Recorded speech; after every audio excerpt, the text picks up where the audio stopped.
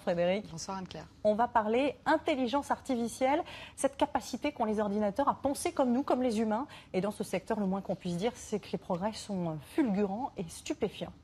Et pour commencer cette chronique, Anne-Claire, je vous propose une petite surprise. On m'a dit que vous aimiez la musique classique, alors musique, maestro.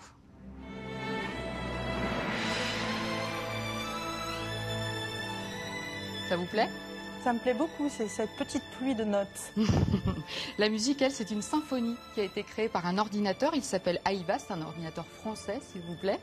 Eh bien, il a analysé des milliers et des milliers de morceaux de grands compositeurs. Mais ce que l'on entend, ce n'est pas un assemblage de morceaux, ce n'est pas une copie, c'est une œuvre originale. Et d'ailleurs, cet ordinateur est inscrit en tant que compositeur à la SACEM.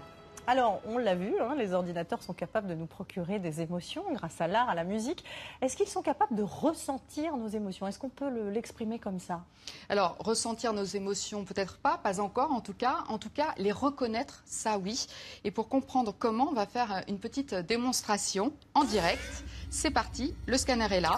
Je vais mimer deux émotions, la joie et puis la surprise. Vous le voyez, je suis scannée, n'est-ce pas, Acteur Studio. Ma voix également est scannée. Eh bien, des ordinateurs ont fait ça avec des milliers de visages pour apprendre les émotions. L'avenir de ça, c'est quoi? Ce sont les robots compagnons.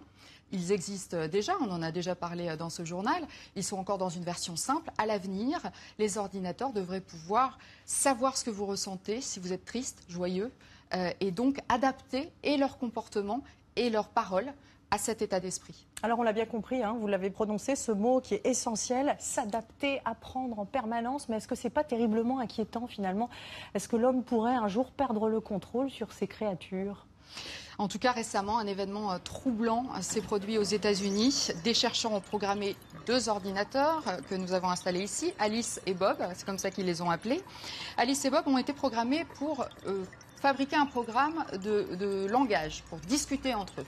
Alors, ils ont bien fait cela, sauf que ce qui s'est passé, c'est que les choses ont échappé aux chercheurs et qu'à la fin, ils n'ont pas su décrypter, ils ne savent pas ce que Alice et Bob se sont dit. C'était quand même un peu inquiétant. En tout cas, du coup, la question est pertinente. Est-ce que ces intelligences artificielles peuvent à terme devenir incontrôlables, voire dangereuses pour l'homme? En tout cas, Google travaille sur une sorte de bouton rouge, un bouton d'arrêt d'urgence, et pour stopper un ordinateur qui deviendrait fou. Et si cet humanoïde que nous voyons là devait prendre le contrôle du journal, ce que nous ne souhaitons pas, eh bien, regardez, voilà, je le désactive. Avouez que ce serait quand même dommage qu'il nous remplace un jour, Frédéric. Merci beaucoup.